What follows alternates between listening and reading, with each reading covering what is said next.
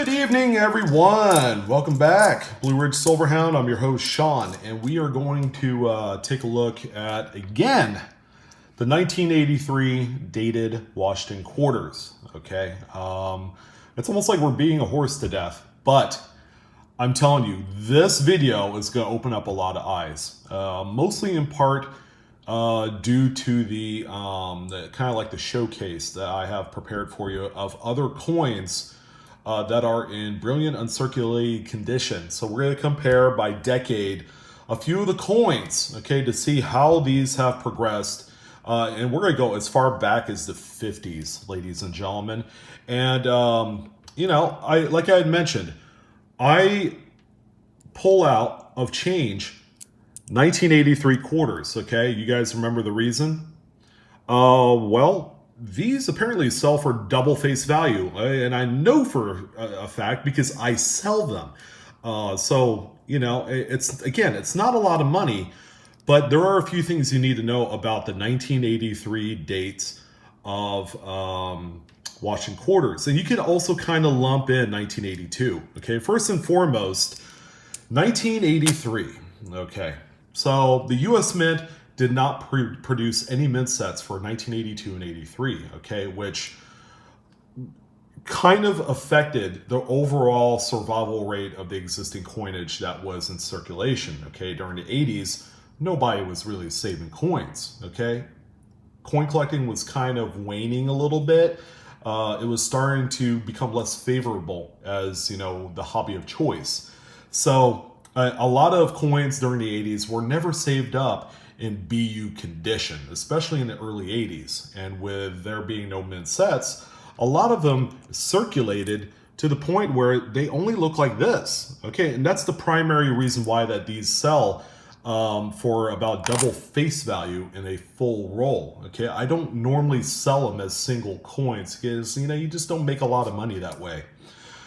But aside from the whole US mint set kind of piece of it, we're also going to look at condition, okay? Because this is a coin right here that is extremely rare in grades above mint state 66.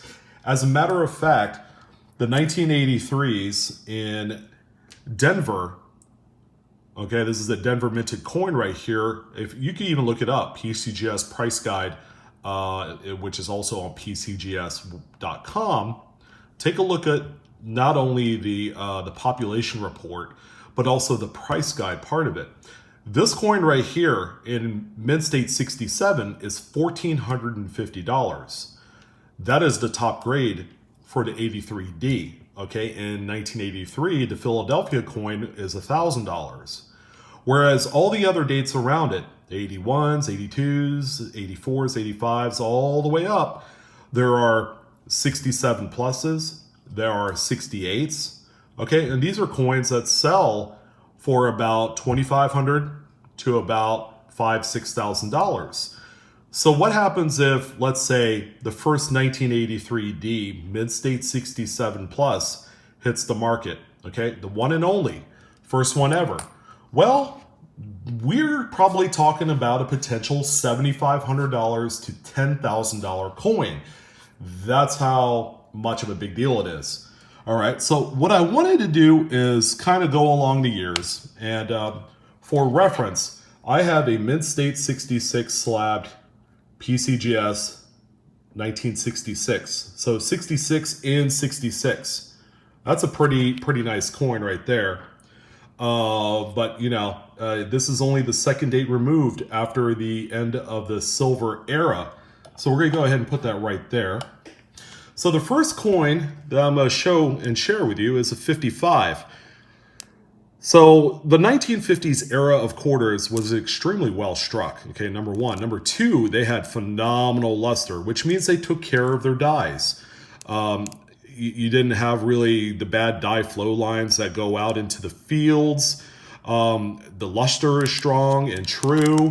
You look on the reverse, you didn't see a whole lot of die cracks and all sorts of various other die wear, premature die wear that's normally associated with a coin in which they really did not maintain their dies all too well. Okay, in the course of the minting, of all these coins, okay, the US Mint goes through many sets of dies because eventually they break down, they crack and crumble, and they just self-destruct.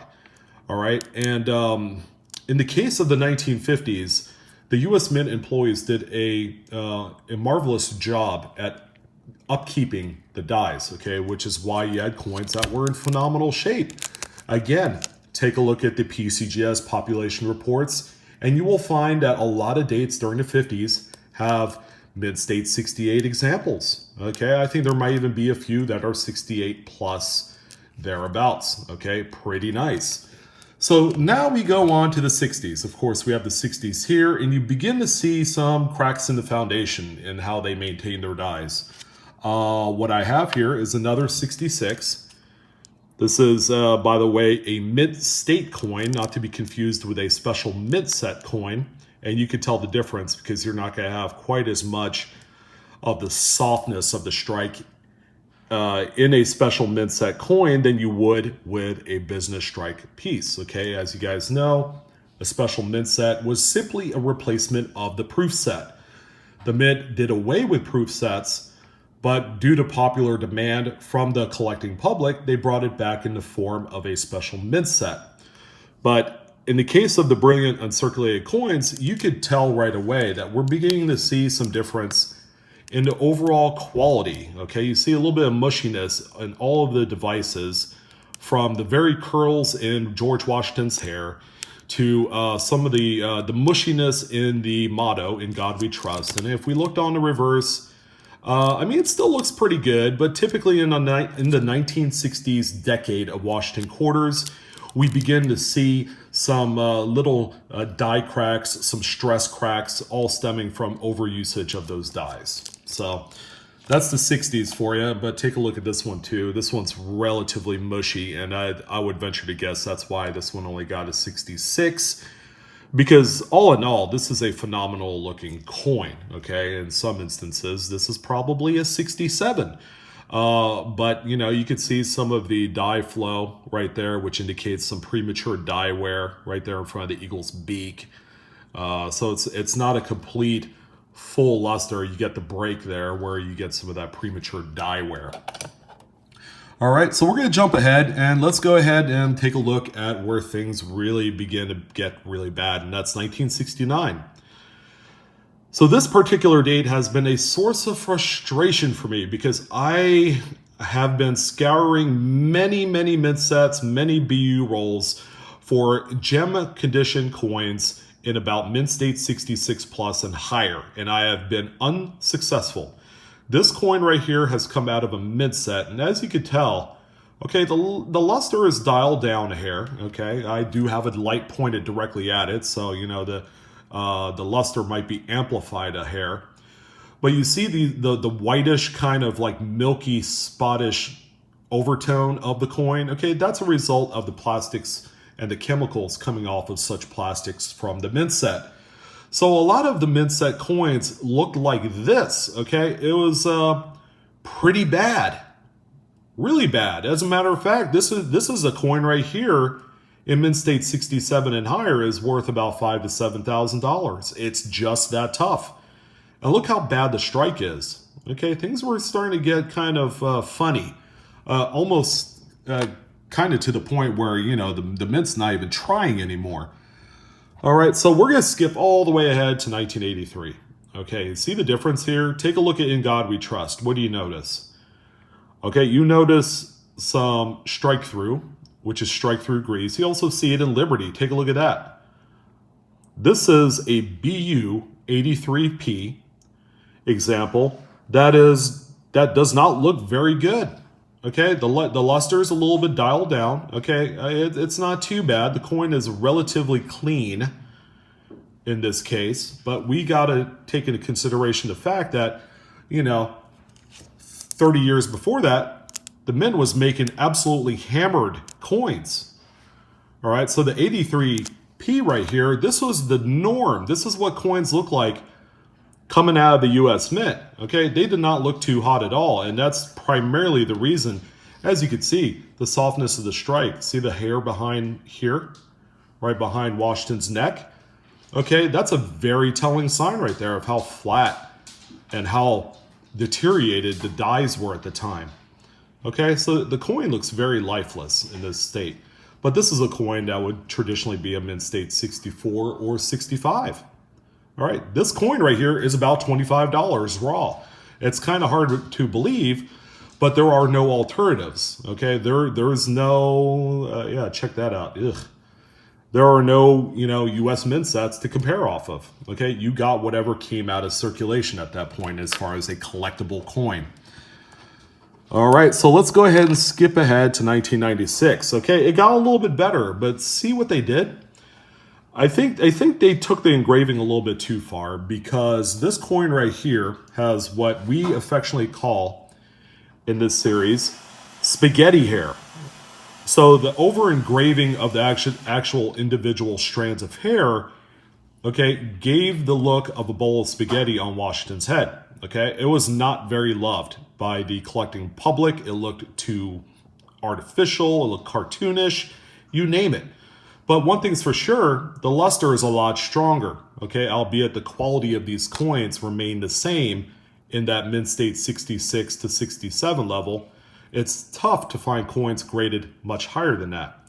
So, that's kind of the challenge when it comes to even the mid to late 90s quarters.